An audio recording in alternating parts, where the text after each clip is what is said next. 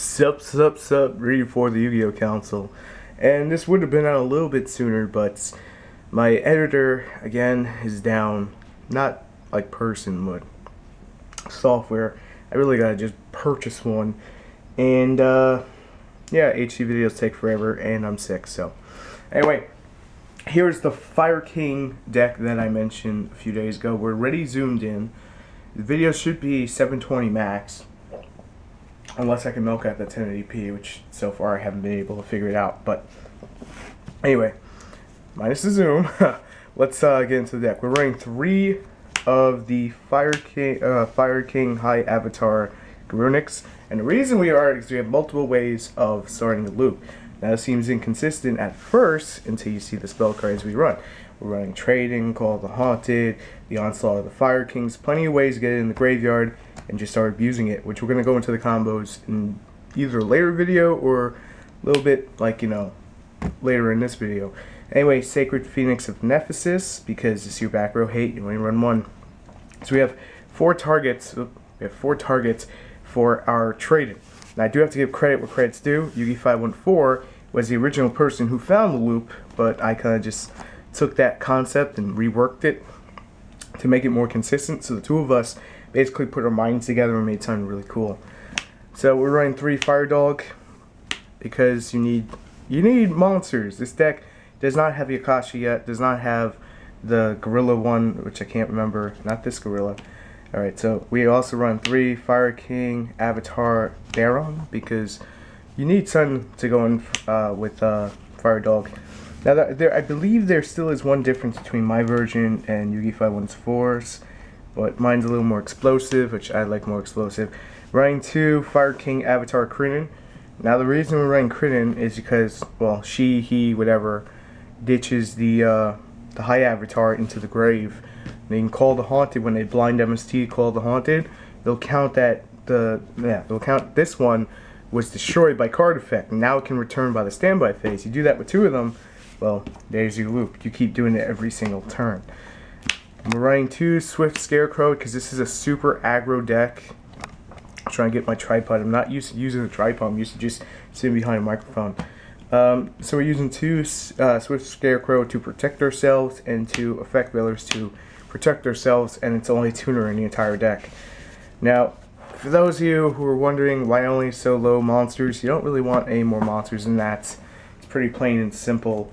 But let's get on to the spells.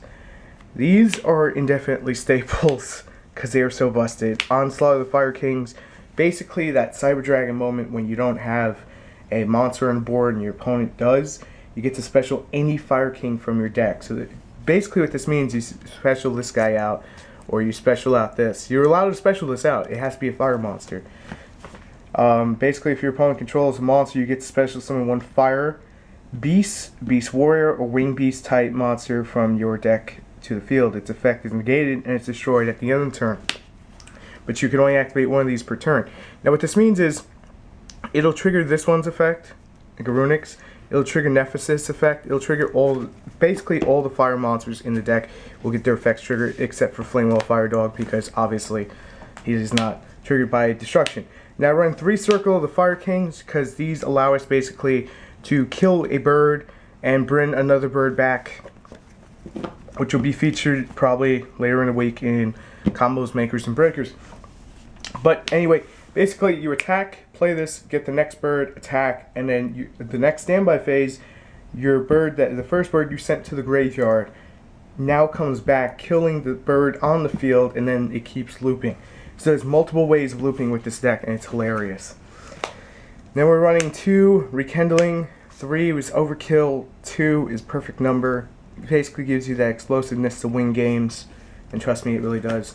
Then we're running 3 Trade-In. I mentioned this at the beginning part of the video because we need draw power, and this deck really does lack of it, and Pod Duality it wasn't cutting it. And then of course I run in pretty much every deck that runs monsters that attacks, that's not stalling stuff.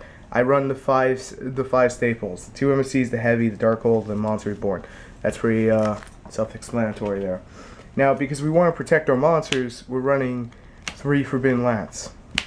Because Forbidden Lance is godly in this deck, And the problem is, if they kill your bird by attacking it directly, they run into the bird, it ends the loop because you only get special. So for Forbidden Lance is to protect that, and also is threatening roars because we're on traps now. It's only 8 traps. 3 Call the Haunted because when they blind MST it, basically you pull a Agent Trooper technique, which is you have your Fire King in the graveyard, you have the set, they blind MST, you chain to it, your Call the Haunted starts to resolve, you get the bird on field. MST now resolves by killing Call the Haunted.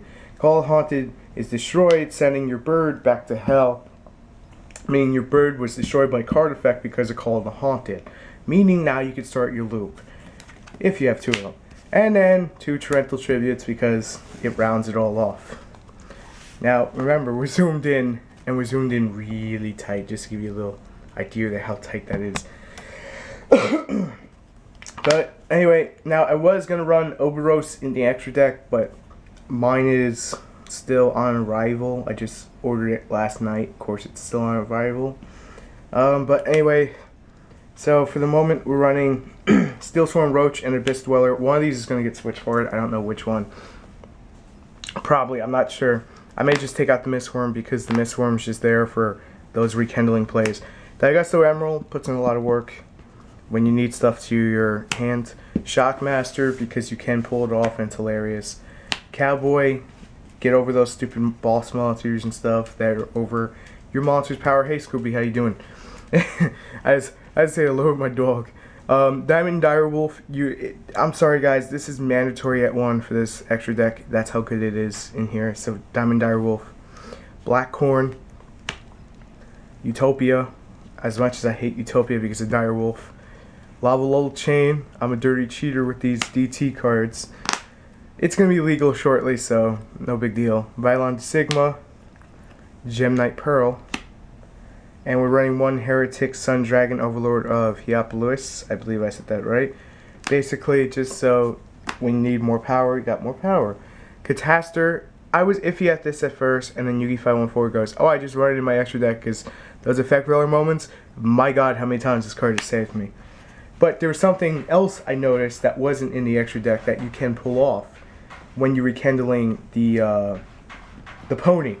I forget the pony's name because I've been playing so many decks. Okay, the Fire King Avatar Kryn. When you're rekindling 2 of these and you have Effect Veiler in hand, those moments you just do, where you call the Haunted Effect Veiler, Black Rose. Oh my god, I can't explain how many times I won because of Black Rose. And my cat's making a poop in the back. How wonderful is that? So we're going to finish this video on Mistworm.